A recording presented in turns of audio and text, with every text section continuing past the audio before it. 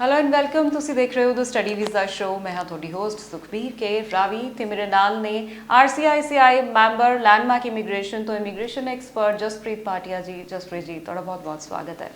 Thank you. Jaspreet ji, immigration ਦੀ ਜਦੋਂ ਅਸੀਂ ਗੱਲ ਕਰਦੇ ਹਾਂ ਸਪੈਸ਼ਲੀ ਟੂ ਕੈਨੇਡਾ ਤੇ ਪੁਆਇੰਟ ਸਿਸਟਮ ਸਾਡੇ ਦਿਮਾਗ 'ਚ ਪਹਿਲਾ ਜਿਹੜਾ ਥਾਟ ਹੈ ਉਹ ਆਉਂਦਾ ਹੈ, ਲੇਕਿਨ ਬਹੁਤ ਸਾਰੇ ਲੋਕ ਕਨਫਿਊਜ਼ ਨੇ ਕਿ ਆਪਣੇ ਪੁਆਇੰਟਸ ਨੂੰ ਕੈਲਕੂਲੇਟ ਕਿਸ ਤਰ੍ਹਾਂ ਕੀਤਾ ਜਾਏ। ਕਈ ਵਾਰ ਉਹ ਆਨਲਾਈਨ ਜਿਹੜੇ ਪੋਰਟਲਸ ਨੇ ਉਹਦੇ ਥਰੂ ਆਪਣੇ ਪੁਆਇੰਟਸ ਕੈਲਕੂਲੇਟ ਕਰਦੇ ਨੇ, ਰਿਜ਼ਲਟ ਗਲਤ ਆਉਂਦਾ, ਉਹਨਾਂ ਨੂੰ ਲੱਗਦਾ ਉਹੀ ਸਹੀ ਹੈ, ਉਹ ਬੜੇ ਕਨਫਿਊਜ਼ ਰਹਿੰਦੇ ਨੇ। ਤੇ ਪੁਆਇੰਟ ਸਿਸਟਮ ਮੈਂ ਚਾਹੁੰਦੀ ਅੱਜ ਤੁਸੀਂ ਐਕਸਪਲੇਨ ਕਰੋ ਅਕੋਰਡਿੰਗ ਟੂ ਏਜ ਕਿਸ ਤਰ੍ਹਾਂ ਇਹ ਫੈਕਟ ਕਰਦਾ ਹੈ। ਡੈਫੀਨੇਟਲੀ ਅਗਰ ਅੱਜ ਆਪਾਂ ਗੱਲ ਕਰੀਏ ਕਿ PR ਦਾ ਸਭ ਤੋਂ fastest pathway ਕੀ ਹੈਗਾ ਅਪਲਾਈ ਕਰਨ ਦਾ for anybody who is outside Canada is creating your profile on Express Entry portal। ਜਿਵੇਂ ਕਿ ਅਸੀਂ ਹੁਣੇ ਗੱਲ ਕਰ ਰਹੇ ਹਾਂ ਪੁਆਇੰਟ ਬੇਸ ਸਿਸਟਮ ਦੀ, ਲੋਕਾਂ ਨੂੰ ਇਹ ਪਤਾ ਹੈ ਕਿ ਐਕਸਪ੍ਰੈਸ ਐਂਟਰੀ ਪ੍ਰੋਫਾਈਲ ਕ੍ਰੀਏਟ ਕਰਨ ਲਈ ਸਾਨੂੰ ਕੁਝ ਪੁਆਇੰਟਸ ਚਾਹੀਦੇ ਹੁੰਦੇ ਹੈ। ਇਹ ਕਿਹੜੇ ਪੁਆਇੰਟਸ ਨੇ ਤੇ ਕਿੱਦਾਂ ਇਫੈਕਟ ਕਰਦੇ ਆ, ਆਪਾਂ ਉਹਨਾਂ ਬਾਰੇ ਅੱਜ ਗੱਲ ਕਰਦੇ ਹਾਂ।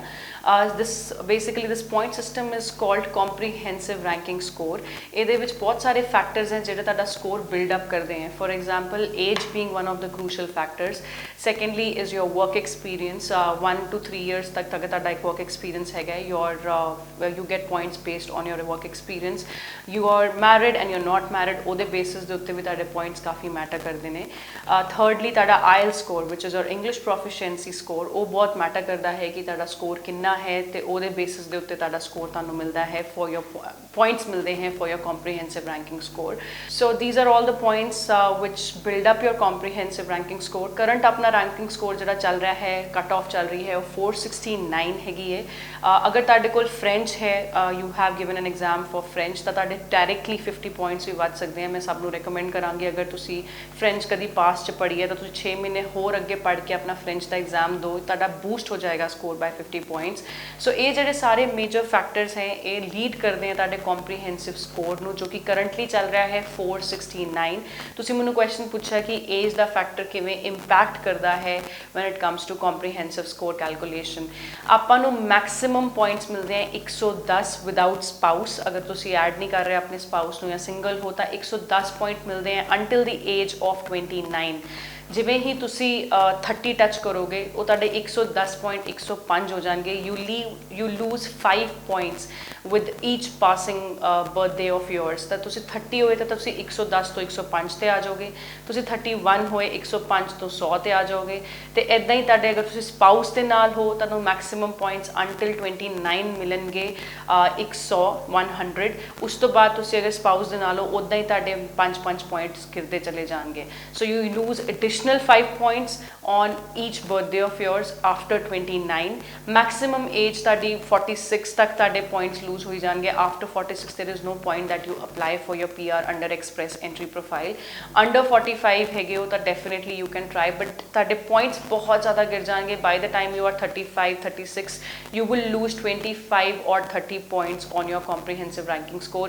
110 point ਤੁਹਾਨੂੰ ਮਿਲਦੇ ਆ ਅਗਰ ਤੁਸੀਂ under 30 ਹੋ। ਤਾਂ ਇਸ ਕਰਕੇ ਜਿਹੜਾ ਏਜ ਹੈਗਾ ਉਹ ਬਹੁਤ ਜ਼ਿਆਦਾ critical factor I would say ਇਹਦੇ 'ਚ ਪਲੇ ਕਰਦਾ ਹੈ when we are calculating the score. And unfortunately ਆਪਾਂ ਇਹਦੇ ਉੱਤੇ ਇੰਪਰੂਵ ਵੀ ਨਹੀਂ ਕਰ ਸਕਦੇ ਬਿਕੋਜ਼ ਤੁਸੀਂ ਵਿਦ ਯੋਰ ਈਚ ਪਾਸਿੰਗ ਬਰਥਡੇ ਤੁਸੀਂ 5 ਪੁਆਇੰਟਸ ਲੂਜ਼ ਕਰੀ ਜਾਓਗੇ। ਬਿਲਕੁਲ। ਤੇ ਤੁਸੀਂ ਦੱਸਿਆ ਕਿ ਬੂਸਟ ਅਗਰ ਤੁਸੀਂ ਆਪਣਾ CLB ਸਕੋਰ ਕਰਨਾ ਹੈ ਤੇ ਫ੍ਰੈਂਚ ਕੋਰਸ ਆਪਸ਼ਨਲ ਹੈ, ਕੁਝ ਹੋਰ ਵੀ ਆਪਸ਼ਨਸ ਨੇ ਜਿਹਦੇ ਕਰਕੇ ਅਸੀਂ ਆਪਣਾ ਸਕੋਰ ਬੂਸਟ ਅਪ ਕਰ ਸਕਦੇ ਹਾਂ। ਡੈਫੀਨੇਟਲੀ ਆਇਲਸ ਦਾ ਸਕੋਰ ਜਿਵੇਂ ਬਹੁਤ ਮੇਰੇ ਕੋਲ ਜਦੋਂ ਰਿਜ਼ਿਊਮੇਜ਼ ਆਉਂਦੇ ਆ ਮੈਂ ਦੇਖਦੀ ਹਾਂ ਕਿ 7 ਬੈਂਡ ਹੈ, ਕਿਸੇ 7.5 ਬੈਂਡ ਹੈ। ਮੈਂ ਤੁਹਾਨੂੰ ਗੋਲਡਨ ਸਕੋਰ ਮੋਸਟਲੀ ਸਭ ਨੂੰ ਪਤਾ ਹੀ ਹੈ, ਬਟ ਆਪਣੀ ਅਸੀਂ ਇਮੀਗ੍ਰੇਸ਼ਨ ਫੀਲਡ 'ਚ ਆਇਲ ਸਕੋਰ ਨੂੰ ਕਹਿੰਦੇ ਹਾਂ ਗੋਲਡਨ ਸਕੋਰ ਵਿਚ ਇਜ਼ 8777। ਮਤਲਬ ਕਿ ਲਿਸਨਿੰਗ 'ਚ ਤੁਹਾਡੇ 8 ਹੋਣੇ ਚਾਹੀਦੇ ਆ, ਬਾਕੀ ਸਾਰਿਆਂ ਦੇ ਵਿੱਚ ਤੁਹਾਡੇ 7 ਹੋਣੇ ਚਾਹੀਦੇ ਆ। ਬਹੁਤ ਸਾਰੇ ਕਲਾਇੰਟਸ ਹੁੰਦੇ ਆ ਜਿਨ੍ਹਾਂ ਦਾ 6.5 7 7.5 ਦੇ ਉੱਤੇ ਲਿਸਨਿੰਗ ਦੇ ਵਿੱਚ ਅਟਕ ਜਾਂਦਾ ਸਕੋਰ, ਉਹ ਤੁਹਾਨੂੰ ਤੁਹਾਡਾ ਸਕੋਰ ਫਿਰ ਲਿਮਿਟ ਹੋ ਜਾਂਦਾ ਹੈ। ਬਟ ਅਗਰ ਤੁਹਾਡੇ 8777 I will repeat again, listening 'ਚ 8 ਨੇ, ਬਾਕੀ ਸਾਰੇ ਮੋਡਿਊਲਸ ਦੇ ਵਿੱਚ 7 ਨੇ। ਤੁਸੀਂ ਆਇਲਸ ਜਨਰਲ ਲਿਖਣਾ ਹੈ, ਲਿਸਨਿੰਗ 'ਚ ਤੁਹਾਡੇ 8 ਹੋਣੇ ਚਾਹੀਦੇ ਆ, ਬਾਕੀਆਂ 7 ਹੈ, ਤਾਂ ਤੁਹਾਡਾ score will be boosted by 50 points. ਤੇ ਇਸ ਕਰਕੇ ਅਸੀਂ ਹਾਈਲੀ ਸਭ ਨੂੰ ਰეკਮੈਂਡ ਕਰਦੇ ਹਾਂ ਕਿ ਆਪਣਾ ਆਇਲਸ ਬਾਰ-ਬਾਰ ਦਿਓ ਤੇ ਦਿਲ ਲਗਾ ਕੇ ਉਹਦੇ ਲਈ ਪੜ੍ਹਾਈ ਕਰੋ because that is one sphere ਵਿੱਚ ਤੁਸੀਂ ਆਪਣਾ ਸਕੋਰ ਇੰਕਰੀਜ਼ ਕਰ ਸਕਦੇ ਹੋ। ਤੁਹਾਡੇ ਕੋਲ ਏਜ ਤਾਂ ਆਪਣੇ ਕੋਲ ਓਪਰਚੁਨਿਟੀ ਨਹੀਂ ਹੈ ਕਿ ਆਪਾਂ ਉਹਨੂੰ ਘਟਾ ਸਕਦੇ ਹਾਂ, ਰਾਈਟ। ਆਪਣੇ ਕੋਲ ਆਪਸ਼ਨ ਹੈਗੀ ਹੈਗੀ ਹੈ ਕਿ ਆਪਾਂ ਆਇਲਸ ਦੇ ਸਕੋਰ ਦੇ ਥਰੂ ਆਪਣਾ ਸਕੋਰ ਬੂਸਟ ਕਰੀਏ। ਦੂਜਾ, ਅਗਰ ਤੁਸੀਂ ਕਦੀ ਸਕੂਲਿੰਗ ਦੇ ਟਾਈਮ ਤੇ ਜਾਂ ਕਾਲਜ ਦੇ ਟਾਈਮ ਤੇ ਫ੍ਰੈਂਚ ਪੜ੍ਹੀ ਹੈ ਤਾਂ ਦੁਬਾਰਾ ਤੋਂ ਆਪਣੀ ਫ੍ਰੈਂਚ ਰਿਵਾਈਜ਼ ਕਰੋ, ਵਿਦਿਨ 6 ਮੰਥਸ ਆਪਣੇ ਫ੍ਰੈਂਚ ਦੇ ਸਕੋਰਸ ਲਿਆਉਣ ਦੀ ਕੋਸ਼ਿਸ਼ ਕਰੋ। That is another option, instead of just thinking ਕਿ ਸਾਡੇ PR ਦੇ ਡੋਰਸ ਕਲੋਜ਼ ਹੋ ਗਏ। ਤੁਸੀਂ ਆਪਣੇ ਫ੍ਰੈਂਚ ਤੇ ਵੀ ਉੱਤੇ ਕੰਮ ਕਰ ਸਕਦੇ ਹੋ, ਤੁਹਾਨੂੰ ਐਡੀਸ਼ਨਲ 50 ਪੁਆਇੰਟਸ ਮਿਲਦੇ ਹੈ by adding your French scores to it. And work experience 2 ਸਾਲ ਦਾ ਹੈ ਤਾਂ 3 ਸਾਲ ਦਾ ਵਰਕ ਐਕਸਪੀਰੀਅੰਸ ਲਿਆਉਣ ਦੀ ਕੋਸ਼ਿਸ਼ ਕਰੋ। 3 years gets you maximum of work experience, ਉਹਦੇ ਨਾਲ ਵੀ ਤੁਹਾਡਾ ਸਕੋਰ ਬੂਸਟ ਹੋਏਗਾ। ਐਨੀਥਿੰਗ ਮੋਰ ਦੈਨ 3 years ਤੁਹਾਡਾ ਸਕੋਰ ਬੂਸਟ ਨਹੀਂ ਹੋਏਗਾ, that is the maximum that you can get. So ਇਹ ਸਾਰੀਆਂ ਆਪਸ਼ਨਸ ਹੈਗੀਆਂ। ਬੈਚਲਰਸ ਕੀਤੀ ਹੋਈ ਹੈ ਤਾਂ I would recommend you to study in Canada, ਕਿਉਂਕਿ ਇੰਡੀਆ 'ਚ ਪੜ੍ਹੋਗੇ ਜਿਹੜੇ 2 ਸਾਲ ਇੰਡੀਆ ਲਾਣੇ ਹੈ, ਇਸ ਤੋਂ ਬੈਟਰ ਇਹ ਹੈ ਕਿ ਤੁਸੀਂ ਕੈਨੇਡਾ ਜਾ ਕੇ ਆਪਣੀ ਪੜ੍ਹਾਈ ਕਰੋ। ਸੋ these are the certain ways how you can boost your score. After 45 ਤੁਸੀਂ ਕਿਹਾ ਸੀਗਾ ਕਿ ਸਕੋਰ ਜਿਹੜਾ ਹੈ ਬੂਸਟ ਅਪ ਕਰਨ ਦਾ ਚਾਂਸ ਨਹੀਂ ਰਹਿੰਦਾ, ਤੇ ਆਫਟਰ 45 ਕੁਝ ਲੋਕ ਅਗਰ ਫ੍ਰੈਂਚ ਕਰਕੇ ਜਾਂ ਆਇਲਸ ਦਾ 골ਡਨ ਸਕੋਰ ਲੈ ਕੇ ਆਪਣੇ ਪੁਆਇੰਟਸ ਬੂਸਟ ਅਪ ਕਰਨਾ ਚਾਹੁੰਦੇ, ਉਹਨਾਂ ਲਈ ਵੀ ਪੋਸੀਬਲ ਹੈ? ਦੇਖੋ, ਆਪਾਂ ਐਕਸਪ੍ਰੈਸ ਐਂਟਰੀ 'ਚ ਮੈਂ ਰეკਮੈਂਡ ਨਹੀਂ ਕਰਾਂਗੀ 45 ਪਲੱਸ ਵਾਲੇ ਬੰਦੇ ਨੂੰ, because they will lose on the eligibility factor when it comes to applying for express entry. But definitely ਤੁਸੀਂ PNP ਆਪਸ਼ਨਸ ਐਕਸਪਲੋਰ ਕਰ ਸਕਦੇ ਹੋ। ਫॉर ਐਗਜ਼ਾਮਪਲ, ਅਗਰ ਮੈਂ ਸਸਕੈਚੁਅਨ ਦੀ PNP ਦੀ ਗੱਲ ਕਰਾਂ, ਸਾਨੂੰ 100 ਪੁਆਇੰਟਸ ਤੋਂ 60 ਪੁਆਇੰਟਸ ਚਾਹੀਦੇ ਹੁੰਦੇ ਆ ਐਲੀਜੀਬਿਲਿਟੀ ਆਪਣੀ ਮੀਟ ਕਰਨ ਲਈ। ਤੇ ਤੁਸੀਂ ਅਗਰ 35 ਅਪ ਟੂ 35 ਦੀ ਏਜ 'ਚੋਂ, ਤਾਂ ਸਾਡੇ 100 ਪੁਆਇੰਟ ਦੇ ਵਿੱਚ ਤੁਹਾਨੂੰ 12.35 ਤੱਕ ਮਿਲਦੇ ਆ, 34 ਤੱਕ to be precise. 34 and above ਜਿਹੜੀ ਏਜ ਹੋ ਜਾਂਦੀ ਹੈ ਤੁਹਾਡੇ 10 ਪੁਆਇੰਟ ਹੋ ਜਾਂਦੇ ਆ। So you just lose 2 points up till 45 years. ਤਾਂ ਇਸ ਕਰਕੇ ਅਗਰ ਤੁਸੀਂ 45 ਈਅਰਸ ਹੈਗੇ ਹੋ, you can definitely explore your option for SINP। ਤੁਹਾਡੇ ਕੋਲ ਮਾਸਟਰਸ ਡਿਗਰੀ ਹੈ, CLB 8 ਹੈ, you have work experience for 15 years. ਆਮ ਸ਼ੋਰ ਜਿਹੜਾ 46 ਈਅਰਸ ਦੇ ਹੋਣਗੇ ਉਹਨਾਂ ਕੋਲ ਐਕਸਟੈਂਸਿਵ ਐਕਸਪੀਰੀਅੰਸ ਹੋਏਗਾ। ਤੁਹਾਡੇ ਕੋਲ ਐਕਸਪੀਰੀਅੰਸ ਹੈਗਾ ਹੈ, ਉਸ ਐਕਸਪੀਰੀਅੰਸ ਉਹ ਵਾਲੇ ਨੌਕ ਕੋਰਟ 'ਚ, ਮਤਲਬ ਉਹ ਵਾਲੀ ਜੌਬ 'ਚ ਹੈਗਾ ਜਿਹੜਾ ਐਲੀਜੀਬਲ ਜੌਬ ਹੈਗੀ ਹੈ ਸਸਕੈਚੁਅਨ ਦੇ ਵਿੱਚ, ਤਾਂ your score can easily touch to 65, 64, and then also if you have any relative in Saskatchewan ਤਾਂ ਤੁਹਾਨੂੰ ਉਹਦੇ additional 20 points ਵੀ ਮਿਲਦੇ ਨੇ। ਤਾਂ ਤੁਸੀਂ ਸਾਡੇ ਨਾਲ touch base ਬਣਾ ਸਕਦੇ ਹੋ। You can send in your resumes on my personal email ID as well, which is canada@landmarkimmigration.com, ਜਾਂ ਤੁਸੀਂ ਮੇਰੇ ਨਾਲ ਮੇਰੇ ਕੈਨੇਡੀਅਨ ਨੰਬਰ ਦੇ ਉੱਤੇ ਵੀ ਮੇਰੇ ਨਾਲ WhatsApp ਤੇ ਗੱਲ ਕਰ ਸਕਦੇ ਹੋ, ਜੋ ਕਿ ਹੈ +16479972486, so that I can assist you better with your valuation.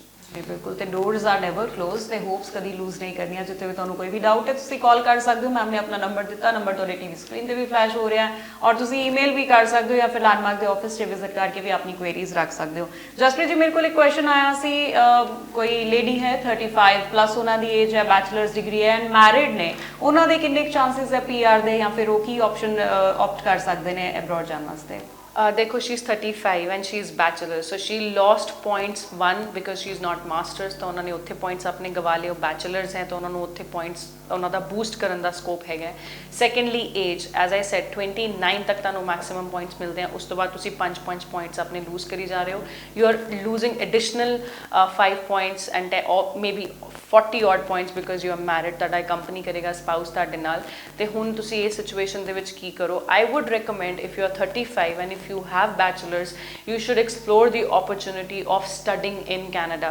ਆਪਾਂ study permit ਦੀ application ਆਪਣੀ ਲਗਾ ਸਕਦੇ ਹਾਂ। ਤੁਸੀਂ bachelors ਕੀਤੀ ਹੈ, you can go to Canada, ਕੋਈ age limit ਨਹੀਂ ਹੈ ਕੈਨੇਡਾ ਦੇ ਵਿੱਚ ਪੜ੍ਹਾਈ ਕਰਨ ਦੀ। people at 40, 50 are still doing licenses in Canada, studying in Canada, ਤੇ age limit ਕੋਈ ਨਹੀਂ ਹੁੰਦੀ ਪੜ੍ਹਾਈ ਕਰਨ ਦੀ। that is one country ਜਿਹੜੀ ਤੁਹਾਨੂੰ invite ਕਰਦੀ ਹੈ ਕਿ ਤੁਹਾਡੇ ਕੋਲ gap ਹੈ, age gap ਹੈ, ਤਾਂ ਉਹਦਾ ਕੋਈ restriction ਨਹੀਂ ਹੁੰਦਾ till the time you can justify to the visa officer that why are you going to study in Canada.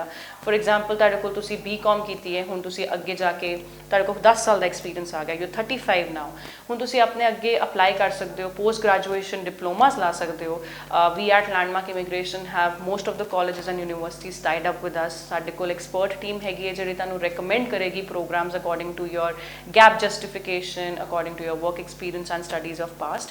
ਤੇ ਆਪਣੇ ਕੋਲ ਬਹੁਤ ਸਾਰੇ ਪ੍ਰੋਗਰਾਮਸ ਹੈ ਜਿਹੜੇ ਤੁਹਾਨੂੰ ਅਸੀਂ ਅਸਿਸਟ ਕਰ ਸਕਦੇ ਹਾਂ। PG diplomas are one option that you can go for. You can also go for master's degree. If I name one of the universities, which is University Canada West, MBA option बहुत अच्छी है, उत्थे ਜਿਹੜੇ experienced ਲੋਕ हैं ਉਹਨਾਂ ਲਈ apply ਕਰਨ ਲਈ। ਤਾਂ ਤੁਸੀਂ MBA ਕਰਨ ਵੀ ਜਾ ਸਕਦੇ ਹੋ। Why am I giving you an option of study permit in Canada post 35 is if your bachelor's degree, ਤੁਸੀਂ ਕੈਨੇਡਾ ਜਾਓਗੇ ਪੜ੍ਹਾਈ ਕਰਨ ਲਈ 2 ਸਾਲ ਦੀ, ਤੁਹਾਨੂੰ 2 ਸਾਲ ਦੀ ਪੜ੍ਹਾਈ ਦੇ 15 additional points ਮਿਲਣਗੇ ਆਪਣੇ express entry profile ਦੇ ਵਿੱਚ, because now you have a PG diploma post your bachelor's degree, and secondly within Canada ਦੀ ਪੜ੍ਹਾਈ ਹੋਏਗੀ ਤਾਂ ਤੁਹਾਡਾ ਇਸ ਕਰਕੇ ਸਕੋਰ ਬੂਸਟ ਹੋਏਗਾ। ਸੈਕੰਡਲੀ 2 ਸਾਲ ਦੀ ਪੜ੍ਹਾਈ ਦੇ ਨਾਲ ਤੁਹਾਨੂੰ 3 ਸਾਲ ਦਾ ਵਰਕ ਪਰਮਿਟ ਮਿਲਦਾ ਹੈ। ਇਹਦਾ ਮਤਲਬ ਕਿ ਤੁਸੀਂ ਕੈਨੇਡਾ ਦਾ ਵਰਕ ਐਕਸਪੀਰੀਅੰਸ ਵੀ ਗੇਨ ਕਰੋਗੇ। ਜਿਵੇਂ ਤੁਹਾਡੇ ਕੋਲ ਕੈਨੇਡਾ ਦਾ 1 ਸਾਲ ਦਾ ਵਰਕ ਐਕਸਪੀਰੀਅੰਸ ਆਏਗਾ, ਤੁਹਾਡੀ ਕੈਟਾਗਰੀ ਚੇਂਜ ਹੋ ਜਾਏਗੀ ਪੀਆਰ ਅਪਲਾਈ ਕਰਨ ਦੀ। ਐਕਸਪ੍ਰੈਸ ਐਂਟਰੀ ਦੇ ਅੰਦਰ ਤੁਸੀਂ ਫੈਡਰਲ ਸਕਿੱਲ ਵਰਕਰ ਦੇ ਵਿੱਚ ਅਪਲਾਈ ਨਹੀਂ ਕਰੋਗੇ, ਤੁਸੀਂ ਕੈਨੇਡੀਅਨ ਐਕਸਪੀਰੀਅੰਸ ਕਲਾਸ ਦੇ ਵਿੱਚ ਅਪਲਾਈ ਕਰੋਗੇ, ਜਿਹਦਾ ਕਰੰਟ ਸਕੋਰ 380 ਚੱਲ ਰਿਹਾ ਹੈ and which is quite low. ਤੇ by the time you have 1 year of your work experience in NOC OAB category job, managerial role ਦੇ ਉੱਤੇ ਜਾਂ ਸੁਪਰਵਾਈਜ਼ਰੀ ਰੋਲ ਦੇ ਉੱਤੇ, ਜਾਂ ਤੁਸੀਂ ਐਡਮਿਨ ਅਸਿਸਟੈਂਟ ਹੋ ਫॉर ਐਗਜ਼ਾਮਪਲ, ਤਾਂ ਤੁਹਾਡੇ ਕੋਲ 1 ਸਾਲ ਦਾ ਐਕਸਪੀਰੀਅੰਸ ਹੋ ਗਿਆ। ਤੁਸੀਂ ਆਪਣੀ ਫਾਈਲ ਜਦੋਂ ਉਦੋਂ ਲਗਾਓਗੇ ਆਪਣੀ PR ਦੀ, ਤੁਹਾਡੀ ਡੈਫੀਨੇਟਲੀ PR ਹੋਣੀ ਹਾਈਲੀ ਪੋਸੀਬਲ ਹੈ and you will be permanent residence. You have 5 years to decide on your permanent residence in Canada. So that is definitely a excellent option for somebody who is 32, 35, 36 bachelor's ਕੀਤੀ ਹੋਈ ਹੈ। ਆਪਣੀ ਅੱਗੇ ਜਾ ਕੇ ਪੜ੍ਹਾਈ ਤੁਸੀਂ definitely explore ਕਰ ਸਕਦੇ ਹੋ, MBA ਕਰ ਸਕਦੇ ਹੋ, ਮਾਸਟਰਸ ਕਰ ਸਕਦੇ ਹੋ, ਪੋਸਟ ਗ੍ਰੈਜੂਏਸ਼ਨ ਡਿਪਲੋਮਾ ਕਰ ਸਕਦੇ ਹੋ। ਐਂਡ ਕੈਨੇਡਾ 'ਚ ਇੱਕ ਵਾਰੀ ਤੁਸੀਂ ਪਹੁੰਚ ਕੇ ਪੜ੍ਹਾਈ ਦੇ ਉੱਤੇ ਤੁਹਾਡੇ PR ਦੇ ਆਪਸ਼ਨਸ ਬਹੁਤ ਜ਼ਿਆਦਾ ਓਪਨ ਹੋ ਜਾਂਦੇ ਹਨ। ਜੀ ਬਿਲਕੁਲ, ਔਰ ਇੰਨੀ ਡਿਟੇਲ 'ਚ ਜਸਪ੍ਰੀਤ ਜੀ ਤੁਸੀਂ ਅੱਜ ਸਮਝਾਇਆ, ਆਮ ਸ਼ੋਰ ਕਿ ਬਹੁਤ ਸਾਰੇ ਜਿਹੜੇ ਵਿਊਅਰਸ ਹੈ, ਬਹੁਤ ਸਾਰੇ ਡਾਊਟ ਉਹਨਾਂ ਦੇ ਕਲੀਅਰ ਹੋ ਗਏ ਹੋਣਗੇ। ਫਿਰ ਵੀ ਤੁਹਾਨੂੰ ਜੇ ਕੋਈ ਵੀ ਕੁਐਰੀ ਹੈ, ਨੰਬਰ ਤੁਹਾਡੇ TV ਸਕਰੀਨ ਤੇ ਦਿੱਤੇ ਗਏ ਆ, ਤੁਸੀਂ ਕਾਲ ਕਰਨਾ ਹੈ ਤੇ ਤੁਹਾਨੂੰ ਤੁਹਾਡੀ ਕੁਐਰੀ ਜਿਹੜੀ ਹੈ ਉਹ ਆਨਸਰ ਕੀਤੀ ਜਾਏਗੀ। ਜਸਪ੍ਰੀਤ ਜੀ, thank you very much for this important information.